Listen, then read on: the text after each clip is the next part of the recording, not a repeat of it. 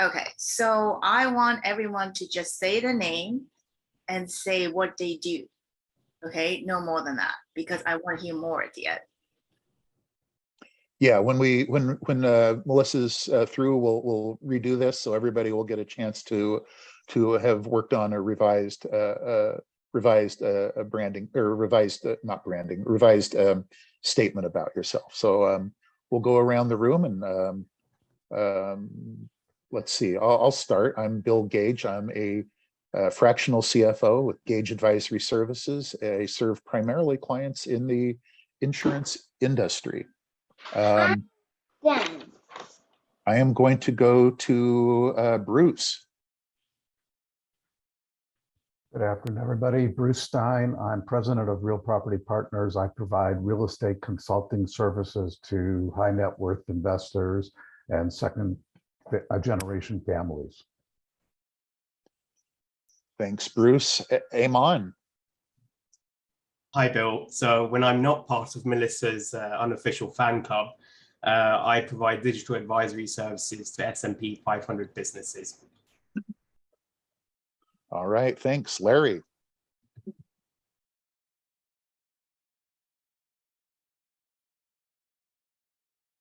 There you go. Sorry, I think I'm on a slow connection. I'm actually in upstate New York at a cottage on the St. Lawrence River, but wanted to connect with us today. I'm Larry Roslowski, and I am the CFO for a startup company in North Windham, Connecticut. All right.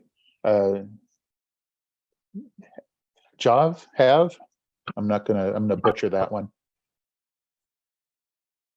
Yes, my name is Jav Pinheiro. I'm a corporate finance executive who is working with small or large corporations and trying to provide quantifiable and tangible results in a very short period of time. Thank you. Nestor. Hello, everybody. My name is Nestor Balaban. I am currently the CFO of J&E Precision Tool. My specialty is in manufacturing, focusing on strategic planning and performance reporting. And I work primarily with small to medium businesses related to private equity. All right. Thanks, Nestor. Bob Clark. My name is Bob Clark. I am a CFO consultant with 80/20 Consulting, and I work with various product-driven companies to lead their finance and accounting organizations. All right. Naja. Hi, everyone. My name is Naja Lowe, and I am an independent school chief financial officer. I also consult and been doing it for about 20 years. All right, CP. Hi, sorry about that. This is CP, and I'm now pivoting my career from my prior CFO role over the last 2 years to more on technology side. Right now, I work in a national mortgage lender with a national mortgage lender running their analytics. And also on the side, I provide consulting and development work for companies dabbling into blockchain and AI/ML. Thank you. All right, Karen. Hi, my name is Karen Bigendorfer, and I actually know Melissa, and I heard about this, so just wanted to see the presentation today. So nice to meet you all.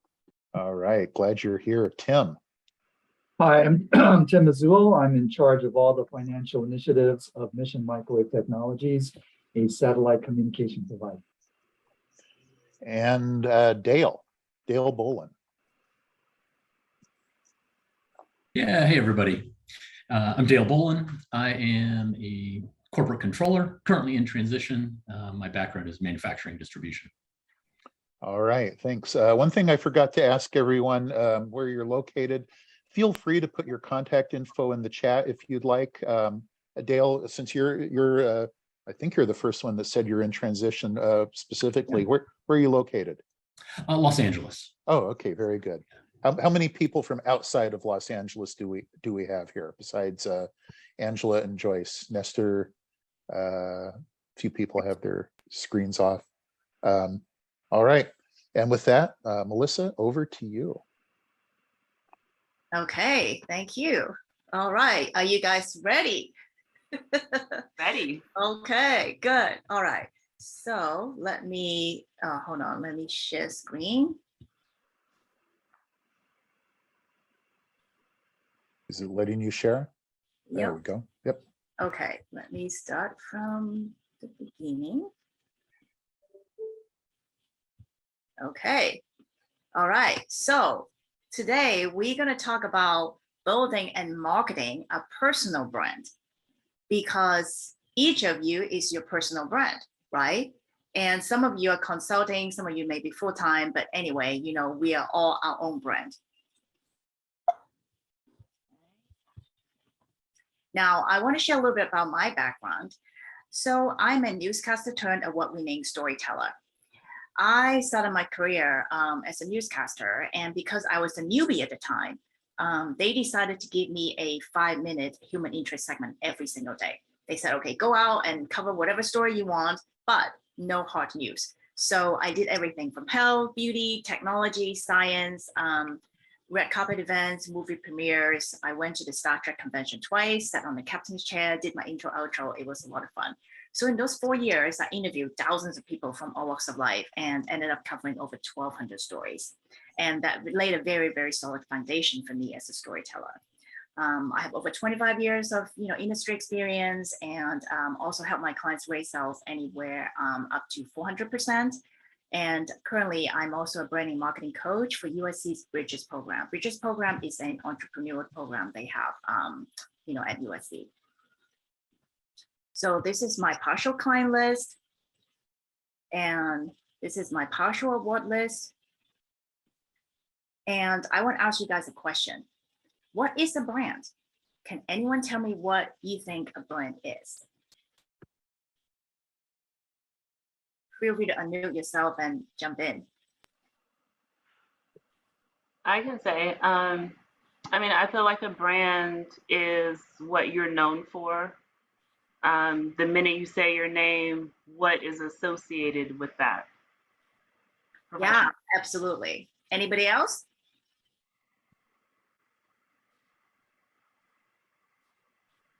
That's probably what I would have said too, Naja. That's, you're thinking along the same lines here. Yeah, you provide value. That's what you do. You provide value in different ways. That's what a brand is.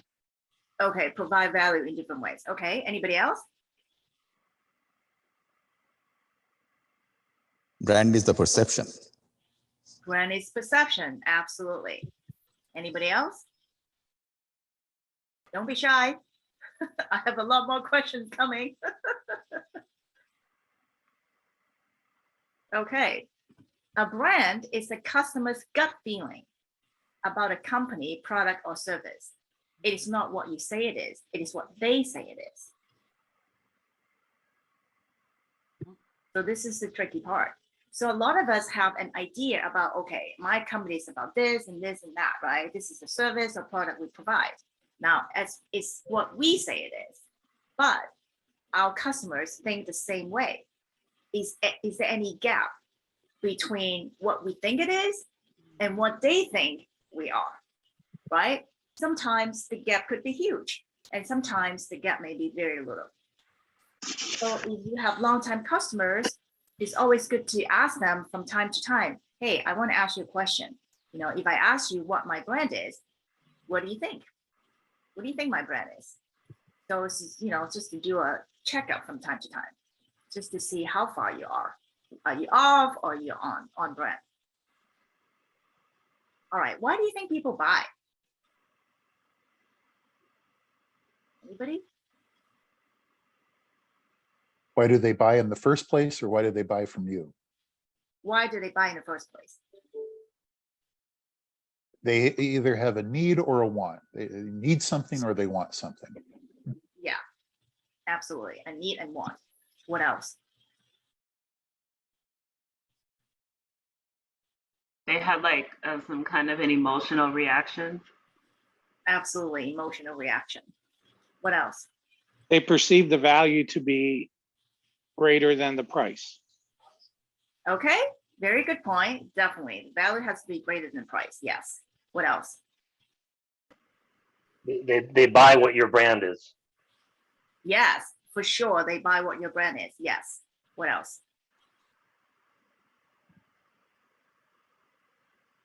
On a deeper level, why do you think they buy? They relate. Uh-huh. Absolutely. They relate. There's the concept of they buy your why. They buy your why, for sure. We're going to talk a little bit more about that. Yep. So they buy because they believe their lives would be better or different afterwards. That's the only reason why they buy. Yes, they want, they need, right? But on a deeper level, they think your product, your service will make their lives better or easier. Otherwise, what's the point, right? So you're here to make the company, to make their lives better. Now, a buying decision is never made based on facts. A buying decision is made based on emotions. But we do need the facts because we want the facts to justify why we buy, so we can feel good and not guilty about spending the money. Now we have a combination of guys and girls here, and I'm sure you can relate, girls, right? How many times we buy a new pair of shoes, a new bag, and we say, hey, it's gonna go good with this outfit, right? I'm guilty of that, and that's how we justify. But do we really need it? Sometimes we do, maybe sometimes we don't. And guys, how many times you upgraded to a new gadget, right? Or you buy a new gadget and you say, okay, why do you need this? You just had this, like, I don't know, 6 months ago or a year ago. Oh, because this is going to help me do my job better, right? It's going to make my life easier, right? So we do need the facts, but it always starts with the emotion. Now, what do you think people buy ultimately? People ultimately, they buy you. Right? It's not so much about what you do, because there could be 100 people, 2,000 people easily doing exactly what you do. But ultimately, they're buying you. Now, so how do you get people to buy from you? By showing why you. Okay. So let's look at some iconic brands and their stories and slogans. Apple, think different. Nike, just do it. Adidas, impossible is nothing. Moms, stand for tomorrow. Airbnb, belong anywhere. What do you think they have in common?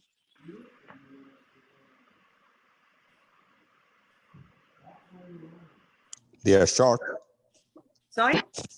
very short and succinct. Short, right, short. Yes, absolutely. What else? They're appealing to your emotion.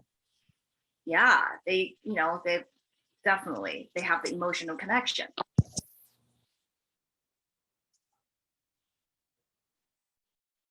Anybody? All inspiring you to do something, accomplish something.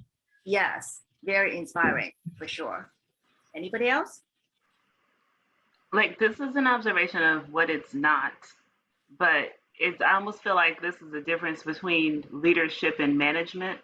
Like how this is just a feeling, an overall feeling about the product. It's not like telling you something specifically to do to buy it. Right, exactly. Yeah. So what they have in common is a feeling, right? So when you look back, when Apple say think different, does it make you feel something? Right? It makes you feel like, wow, think different. Am I thinking different? Nike, just do it. Now this one is very iconic, obviously. Just do it, right? Whatever it is, just do it. And Adidas, impossible is nothing. Wow, impossible is nothing.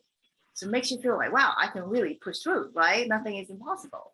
Tom's, stand for tomorrow. Now, when they first started, I believe it was you buy a pair, we give a pair. So they changed, over time. So now it stands for tomorrow. Airbnb, belong anywhere. Wow. No matter where you are, belong anywhere, right? So what they have in common is a feeling that they evoke in you. So how do you convey feelings? How do we do that?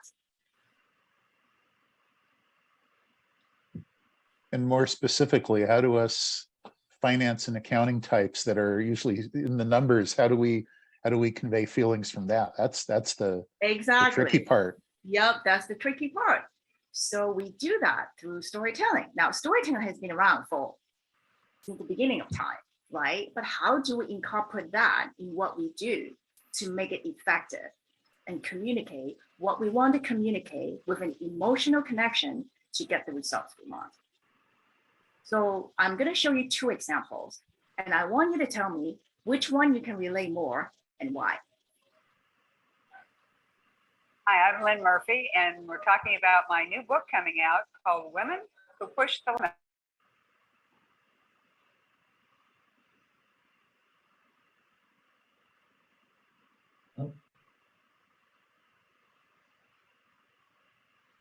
I think we've lost the audio, Melissa.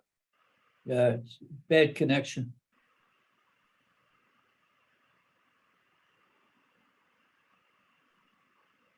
Yeah, we lost Melissa too.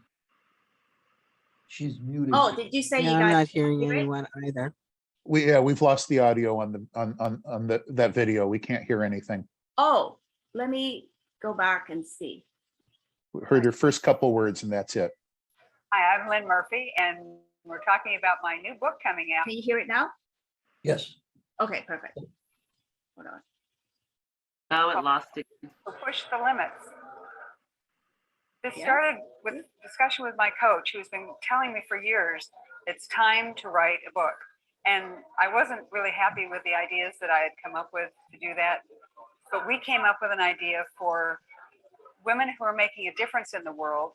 And it came out of the midterm elections, where there were so many women who were running for office, putting their name in the hat, and standing up and saying, this is what needs to happen. This is the world that we need to live in. And we want to make that change. And I decided to interview women who are pushing the limits in all areas. So, not just celebrities or people who are semi-celebrities, but everyday women who can inspire other women to do what they want to do, to push through those obstructions, those obstacles, and reach their goals, reach their dreams. So it's going to be a combination of women, some that people have never heard of them, and other women that say, oh yes, I know who that is. So I've got a great combination of women to do this. We really want to celebrate the women who have done these amazing, amazing things. Some of them are best kept secrets. Celebrate them, get their stories out, and then let other women understand that they can do what they need to do, what they've always wanted to do, or what their obstacles are setting up for them in their lives. Okay. Example 2. Hi, I'm Lynn Murphy, and I'm writing a new book called Women Who Push the Limits. I grew up with a wonderful family, and I always wanted to be a teacher. And they encouraged me to be that, but never to take risks. It was always about being safe, playing it safe. And I did that for so many years of my life. Didn't really work out that well. I wasn't really satisfied. And I've changed careers several times in my decades on this earth. And now I know that it's so important to risk and to push for things that I really want.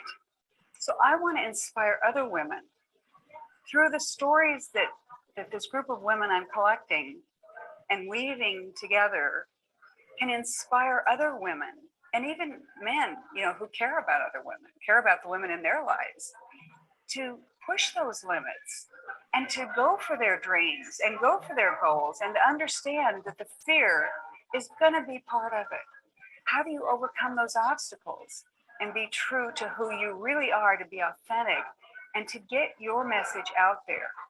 So these women who I'm gathering are going to share these amazing, amazing stories and are inspiring other women to know that you don't have to be famous, you don't have to be rich. You can inspire other women to do what they need to do to claim their lives and have much better lives, to take those risks and to push the limits. Which one do you like more and why? Number two, why? Number two, Yeah. Why do you like number two more? very personal, Aha. easy to listen to. And what's the difference between one and two? Number one is very factual. Number two is very personal, at a very personal level. And number one seems more just facts being thrown out there. Right. So the facts are all the same, right? Pretty much.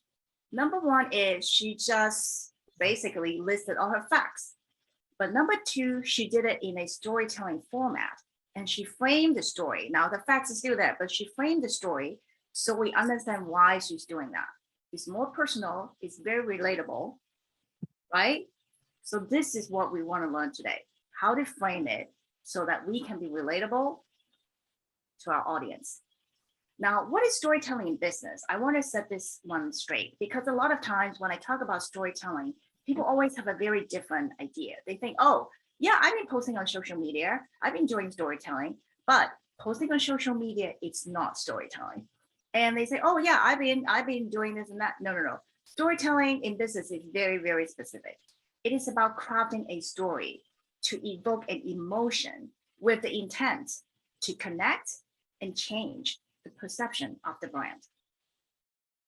That's what I want you all to use storytelling for in your business. So why storytelling? To establish emotional connection, you have to be able to relate and to build trust and to show why your customer should pick you instead of your competitor. And this is key and the most critical part. So I want to show you some examples. Now, story number one I want to show you is the CPA story. Now, CPAs, obviously, they work with numbers. And this guy came to me and he said, well, I have a pretty steady, book of clients, but I want to, I want to be more effective at networking events. I want to get some new clients. But every time when I tell people that I work as a CPA, people just kind of like, not, they don't show interest, they don't want to talk to me. They kind of like slowly walking away. And I said, well, what do you say to them? He said, well, this is what I say. Hi, I'm so-and-so, I'm a CPA. I love numbers and I like helping people save money from Uncle Sam. I say, yeah, that's what you do, but do you think other CPAs may say the same thing? He say, well, yeah, I know they probably say the same thing, but I don't know what else to say. And I say, okay, well, that's why you're here. So let's figure out what you can say to make that emotional connection and make you relatable. So I said, well, give me some stories, tell me why you started the firm. He said, well, I started with a partner and it's just something that we wanted to do. Nothing, just nothing too crazy. I said, okay, well, give me some client stories. Well, my clients, because I make sure that the paperwork is good. So I don't really work with anybody who's, who don't pay attention to paperwork. So my clients are pretty good. They listen to my advice. So I don't really have any crazy stories to share about my clients. I said, okay, well, what about in, college? Give me some stories in college. He said, well, I'm a pretty good student. I make sure that my, I have a certain GPA and I didn't party that hard. I study hard. I wasn't like super adventurous, so I didn't really have any, crazy stories to tell you. And at this point, I was like, wow, it's so hard to get anything out of this guy, right? And I'm like, okay, no, let's keep going. What about high school? What did something interesting or not interesting happen in high school? Well, not really. I have pretty good parents, and like I said, I always study very hard. I was, I play sports, but nothing really extraordinary. And I say, well, you know what? We're not gonna get out of here unless you tell me one story. you know? So we're sitting there. He was thinking, and he say, think harder. We're not leaving. And I say, think back, what about when you were younger, growing up, childhood, 3 years old, 5 years old, 7 years old, think. So he sat there and finally he said, wow, I actually totally forgot about this. And I never shared this with anybody, but something did happen when I was 7 or 9. I remember standing in the doorway watching my father pacing back and forth because he was getting audited and his paperwork was not ready. And he was trying to get everything ready. He was driving my mom crazy. The whole family was stressed out because we wanted help but didn't know how. And I just felt so I wanted to help him so bad, but I didn't know how. And I really felt bad, So I said, well, that's it. Do you know why, like, you pick CPA as a profession? They know, like I said, I love numbers and I like helping people to save money. I say, no, subconsciously, because of what happened to your dad, you already decided that you want to be a CPA because you want to help people and you don't want other people to go through what your dad went through. So you already decided back, when you were 7 or 9, you said, wow, I never made that connection. I never shared that story with anybody else. Wow, that's powerful. So since then, he's been sharing that story with people. And instead of saying, hi, I'm so-and-so, I'm a CPA, I love numbers, I like helping people save money. Instead of that, he's sharing his CPA, his childhood story. So he'll say, hi, I'm so-and-so, and people ask him, oh, what do you do? Well, let me share briefly about, our childhood story. And so he would go into his story. And then at the end of the day, he said, well, my ideal clients are people who care about having the paperwork ready and ready to go any day, any second. So the people who don't care, they are not my ideal clients. So anyone who care about having paperwork, pristine, like, let me know. So people remember him and people refer him to people who care about having all the receipts and everything in order. So that's the CPA story. And I'm sure you can relate, right?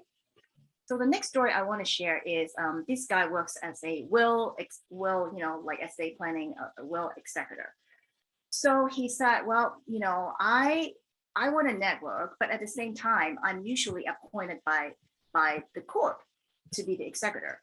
And I work with lawyers. Lawyers assign me and have me appointed to be the will executor. So I'm not trying to get any immediate clients. But when it comes to death and money, I don't even know how to begin because those two topics are like taboo subjects. Nobody wants to talk about it. So how do I even begin to say, hey, do you have a will in place? Have you thought about who's going to handle your money? It's a very, very difficult, topic and situation. I don't know how to even go into it, And again, I'm not looking to sign up a client directly, so that makes it even harder. There's no payoff. I say, well, like, why did you get into it in the first place? Again, a lot of times, when people are so good at what they do, they're more technical, but they kind of forget that, sometimes it has to come from a personal experience and it has to come from the heart. So I kept asking questions and we were going around like, the technical side of things. And I'm like, you know what, up until this point, you never told me why you started doing what you do. And he said, well, I actually did not start doing what I do. I started as a tax accountant. And I stumbled across this because it happened to me personally. My parents, have been separated. My mom got her will when she got her house, so everything is squared away. But my dad, he doesn't have a will, he doesn't have any property, so he never figured that part out.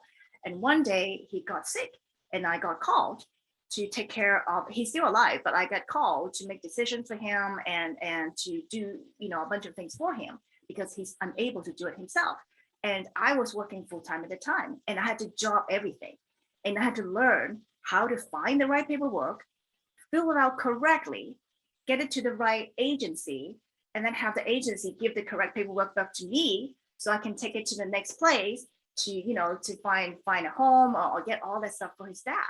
And that was a very grueling and stressful period for me because I was working full time and I had to do all these things. I was running around and I made so many mistakes, not filling out the right paperwork, not knowing what paperwork to get. I mean, it was just a mess. So I don't want people, so then I found out that there is such thing as an executor for the will. And so I stumbled across this and I made a point to went back to school, study this. And now my niche is being the will executor because I want to educate people. So people know that they don't have to go through what I went through. Again, a very personal story. And that's how he can talk to people because it's no longer about death and money. He's sharing a personal experience. And that makes his story powerful. All right, a third story. So this is a lawyer and she has a very successful law firm. And I asked her, okay, she does everything. And I asked her, okay, if you were to pick one thing, what do you want to be known for? She said, well, I want to be known as a divorce attorney. I said, okay, why? And she said, well, because I went through divorce myself. And it was very, very difficult because, both of us were fighting.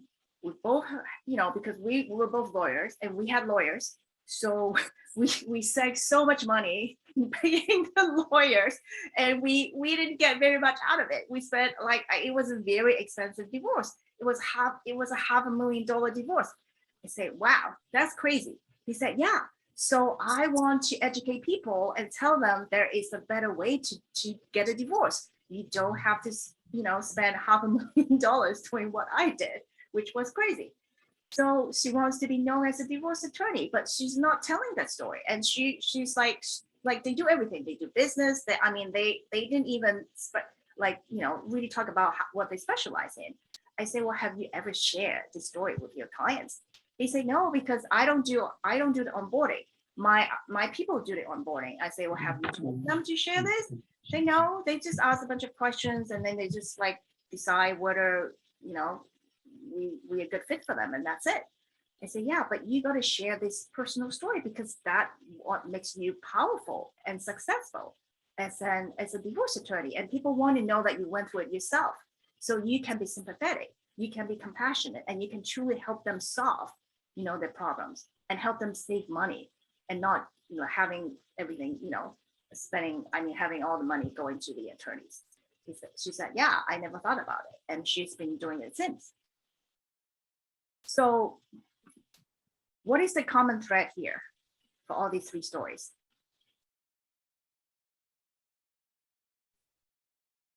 Anybody? Seems that they all start with a personal story, usually when they were younger, that kind of led them in the direction of what they wanted to be when they grew up and why they're passionate about what they do. Yeah, it's either started from when you're younger or, the executor, it didn't really start very young, but it's something that he went through himself, right? And the lawyer is something she went through herself. So it all begins with a personal story.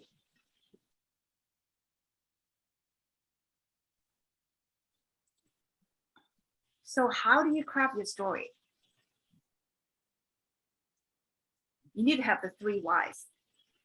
Number 1, why you do what you do. Number 2, why you're different. Number 3, why should I hire you or buy from you?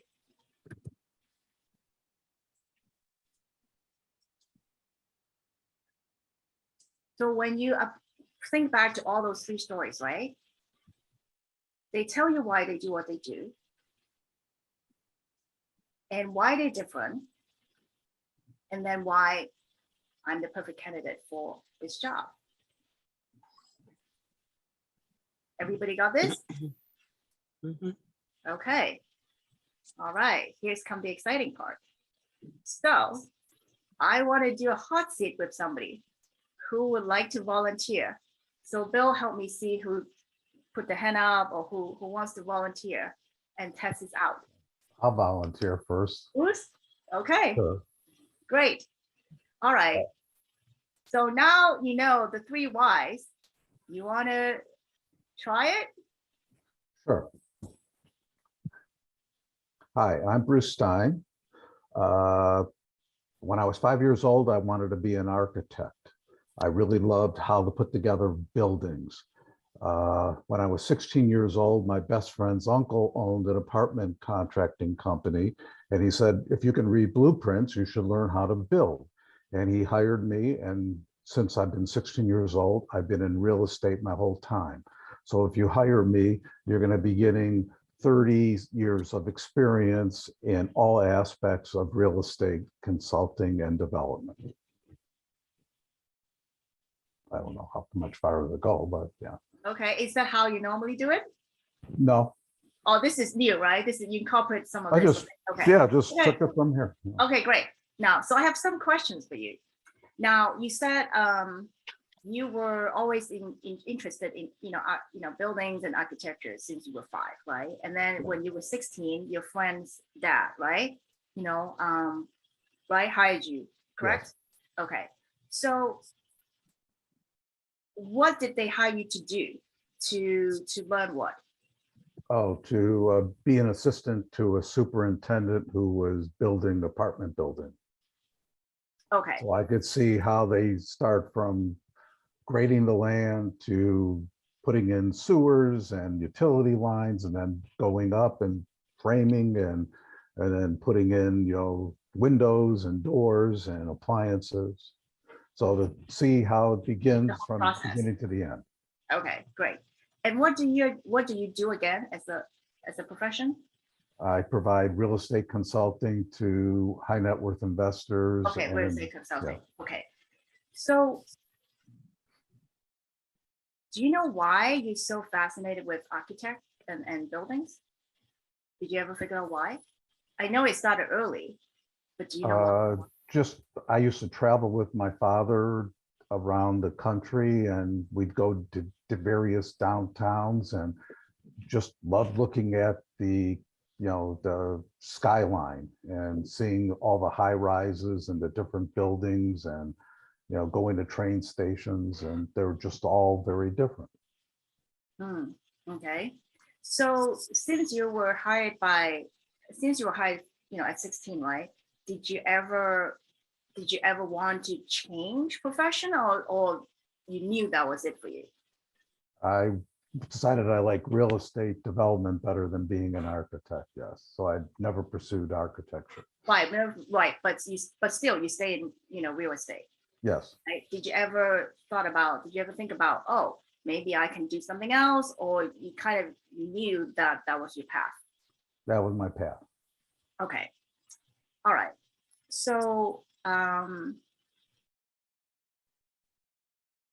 what do you think is the value you bring to your customers? The value is I've probably been in their shoes, so I know maybe what they're going through, so I can then help guide them to make the correct decisions and make sure that the real estate either they're buying or selling or holding is going to perform in accordance to what their planning was. And so it's nice to be able to be in their shoes. Now, say a little bit more about that. What makes you think that you know what they want and how they think? I've bought, I've sold, I've managed, I've borrowed, I've lent. So I've done every aspect of really real estate there is. So I know what it is to be an owner. I know what it is to, what all the daily issues facing an owner would be. And so that's the value add that I have is, I understand what they're doing. Okay. All right. Okay. So now let's start framing the story. All right. So, hi, I'm Bruce. And the reason why I got into real estate, it was because when I was very young, I remember I was traveling with my dad, and he used to take us to all these different places in downtown. And every building is different. And I remember getting fascinated just by looking at this building. Not one building is the same. So I just developed a love of architecture since I was 5 years old. And when I was 16, I got hired to whatever the position was, I don't remember. So I got hired to do that. And so I have been in real estate all my life. I have been an investor, I've been an owner, I've been a lender, this is where you list all the roles that you played, right? I have been in every single position you can think of. So that makes my experience valuable because regardless of whether you come in as an investor, you come in as this, you come in as that, I have been that and I have done that. And that's the value I bring to the table because most people, they have not been in every single situation, but I have for 30 something years. And also the fact that I knew about building. I was hired at 16. I learned how a building is built from the ground all the way up to however high it is. I've seen it. I know the ins and outs. So nobody can tell me something that nobody can trick me and tell me something else because I know how the building is done. I know how to read blueprints. I know the industry like the back of my hand. So there's no question that I cannot answer. That makes me different as a real estate professional. How's that? Sounds great. If somebody will allow you to have the time to say all of that sometimes, but yes, yeah. Right? I mean, obviously you can have a shorter version, but Yeah. this is like the framework of it, right? So Yes. the passion started young, right? So that's a personal story. And you stated why you're different and the value you bring. Any questions? Anybody? Yeah, Melissa, can I ask a question related to what Bruce just said? I feel like that, well, I'll speak for myself. I don't tend to go into stories because I feel like as a CFO, you're always expected to be succinct in what you say and say a couple of things and then you're done. And it's hard to get a story in. So, like, what are some, like, I guess, ways that you can tell so that you don't get, cut off and, okay, great, that kind of feeling, because then that might make you cut your story short before you get to the punchline. I just feel like there's so many, there's only so many opportunities to tell a story like that because his story was like what I expect. Your story, while it was interesting and I got it, like the emotion, but I just don't know that you have that much time. So that's why I think everybody should develop a 30-second, a 60-second, and a 90-second pitch. Because at least you have 30 seconds. And you can say quite a bit in 30 seconds. Don't underestimate it. If you practice and streamline it, you could do it. So, and then when you have time, you can go into more details of the story. But if you don't, you can do it quickly. Like Bruce's story, right? I mean, you can do it in 30 seconds easily. You can just go into why, he became fascinated with buildings because his dad was taking, traveling to different places, looking at buildings. He got hired, learned, real estate from ground up all the way. And he's been in every single position. So he knows it. I mean, you can say all that in 30 seconds. Yeah, because I think his story was like, I think your story, Bruce, was like 10. You said it. Wait, say it again? Really. No, the story at first, I think, Bruce, your story was like 10 seconds or maybe 15. It was pretty short. So I don't know. Maybe you can have more time. Yeah, I feel like, I mean, everywhere you go, right? I mean, I have very, very, there are very, very few times I remember people will say, oh, you only have 15 seconds, right? Yeah. And they will tell you if you really have 15 seconds. Then you'll just say, maybe you'll just say your why. You won't say the other 2 points, right? So the main thing is you have to have all these 3 points figured out, and then you can pick and choose. If you have enough time, you say all 3, or you condense it in a very short version, and then you say all 3. right? Yeah. Or if your story is a little bit longer, then you just say your why, and then you leave out the other two, and then you do it, on a one-on-one conversation later. But the key thing is to have all these three elements ready. And Naja, sometimes when I'm at like a networking event, I know I don't have a lot of time when you're doing the first introduction. So I'll just say, hey, I'm Bruce Stein. I'm in real estate. What do you do? Oh, do you have a story to share? And kind of like you throw it to them, and then they have to then hopefully reciprocate back to you, where then you can maybe give them that little longer story. So I'm always trying to give the person I'm speaking with the opportunity to speak first and then follow up. If they don't, then probably was never a good idea in the first place. True, but be careful, because sometimes when you say story, then people can launch into a really, really long story and take up all the time. And then because you ask them to go first, and then you don't have time to tell yours. So you have to be very careful. So I wouldn't necessarily say share your story, right? So I would just ask a few questions so they can answer your question instead of inviting them to tell a story, because everyone has a different opinion about what a story is. You see, if they haven't really learned storytelling in business, they don't understand it's actually a very calculated, same way of framing facts, right? Has a very specific purpose. They may think, oh, great, I'm going to share a story. And then the story may or may not be related to anything. And then you lose your chance. So I would be very careful to not exactly invite people to just share their story so that you have a chance to speak, right? Especially, with virtual networking events, sometimes we get these like one-on-one situations. Yeah. So I want all of you to have have some time to speak about your story.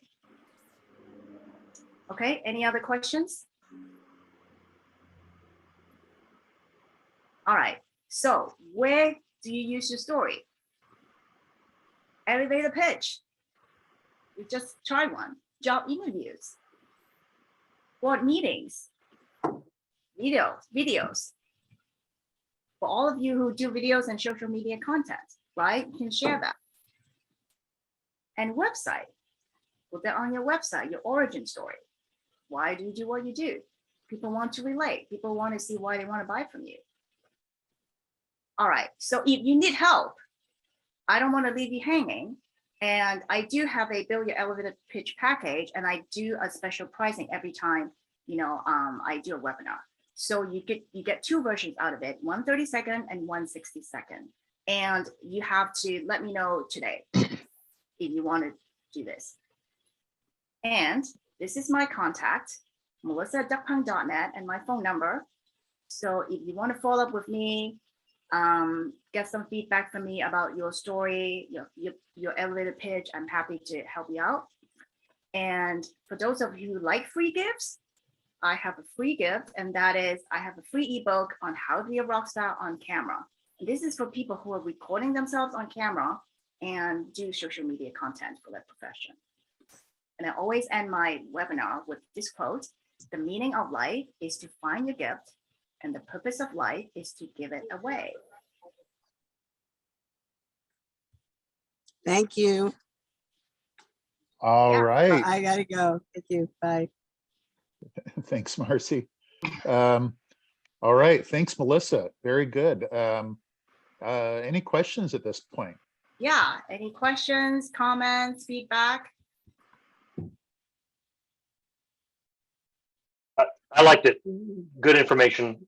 Makes me think about how to put these things together, and the fact that since I haven't looked for work for a while, it's definitely something to keep in the top of your mind, because you never know when you're going to need to, especially in this economy. Absolutely. Yeah, it comes in very handy. Yeah, Melissa, I have a question. Where did Duck Punk come from? You mean how I came about that name, or where is it? Yeah, what's the story behind Oh, what's the that? story about Duck Punk? Yeah, there's absolutely a story about it. So when I was trying to find a name for my company, this was back in 2000. I so happened to be at a lake. I was at the Kenneth Hahn Park, And there were a bunch of ducks there. So I was throwing breadcrumbs into the lake to feed the ducks. There was this one duck with a mohawk, just like my logo. He would charge over to get to the food. And I kept feeding all the ducks. And after 40 minutes, I was leaving. And all the other ducks were like, oh, I'm full, I'm just hanging out. And this one duck, as I was walking away, he was still charged over to get to the food. So I kept looking and thinking, wow, you're a tiny duck. How much more can you eat? How hungry can you be? You know, you still want to eat until the very, very end. So that night I went home and I just, for some reason, couldn't shake the image of my head. So I started playing with the word pung rock, pung duck, mohawk. And I thought, well, since my last name is Tong, so by alphabetical order, I'm always on the last or second last page. So I thought if I have a business, I better have a name that starts with the alphabet that's not at the very, very end. So instead of Punk Duck, I flipped it and called it Duck Punk, without knowing that actually that name has a much deeper meaning for me. So years later, I realized that as a female entrepreneur working in advertising and entertainment, because I also make movies and documentaries, every time I jump across a hurdle, I have to remind myself to be like that duck, to not to give up and go after what I want. So that's my duck hunt story.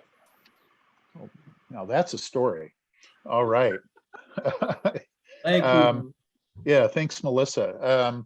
All right, anybody have any questions? You can speak up or raise your virtual hand. We'll get you in. Just a reminder while I'm waiting to see if anyone does.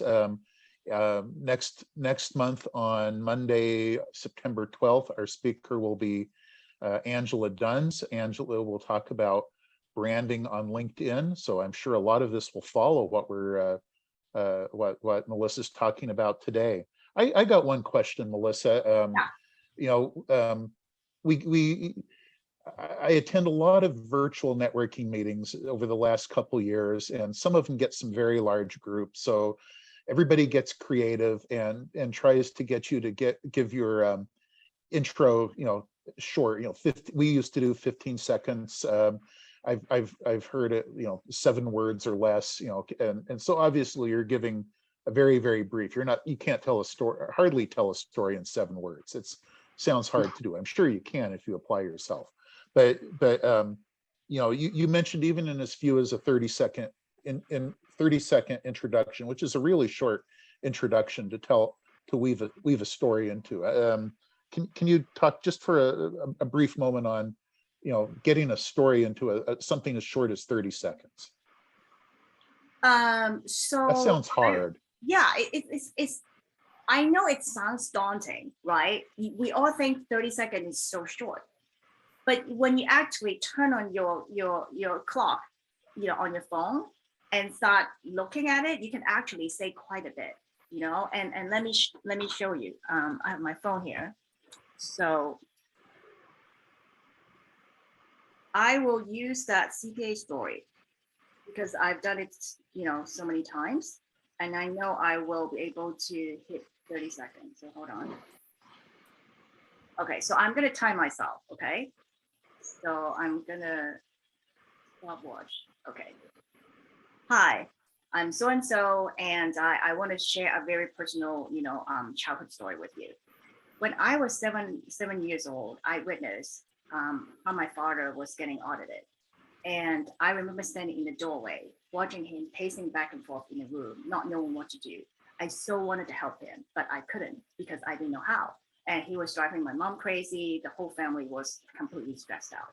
So, but I didn't realize that at that moment, I already decided my future. So when I go up, I picked CPA as a profession.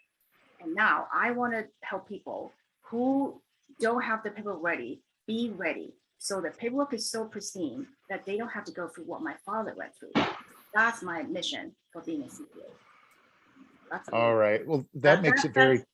That's 40, but I mean, you can streamline a little to make it fit 30.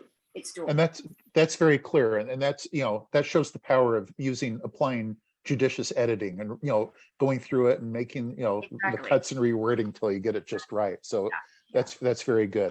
You should do the time yourself. It works.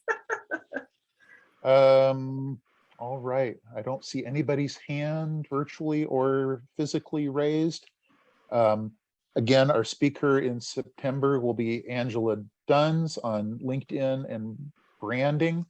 And I forgot to mention up front, we have a social mixer on Thursday, this week, Thursday, 6 p.m. We'll be at Mike Goddard and I will be at Keegan's Sports Lounge in Torrance.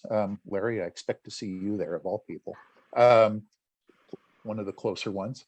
We'll be at Keegan's Sports Lounge from 6 till the last person leaves.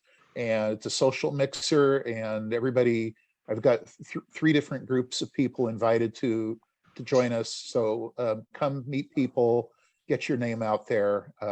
This is our second summer mixer and we'll provide the appetizers. You're on your own for drinks and we've got plenty of space for people to mix and mingle.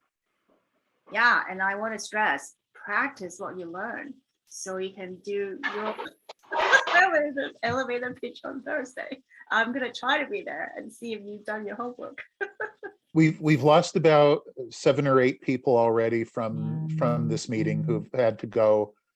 Usually we try to get done around 1. I don't mind running a few minutes over. Does anyone want to give a revised introduction with a story weaved in? Does anyone want to give it a go?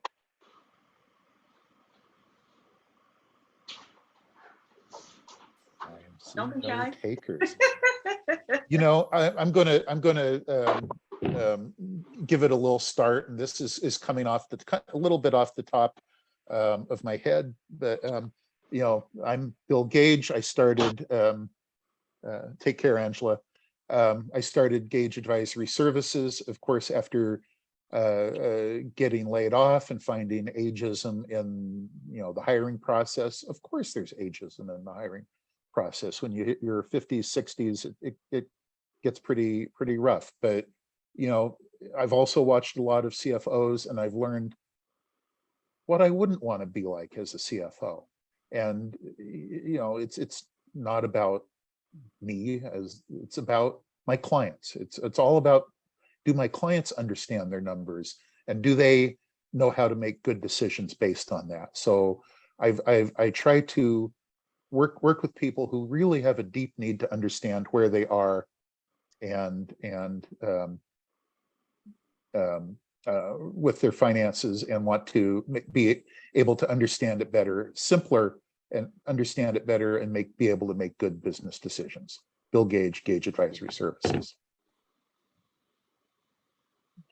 Well, I would encourage you to go and read it a little deeper. So that was good, but you never told us why you got into finance, in the first place. Is there a story? Okay. I don't know. I'm just asking.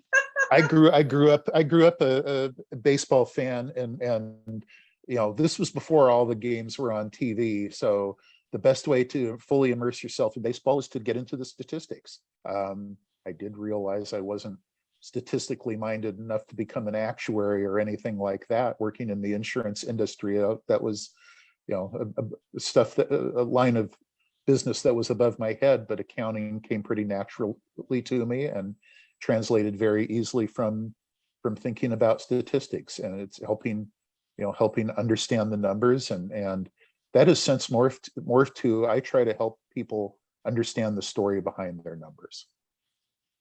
I mean, I don't know about the other people online, but I love that story.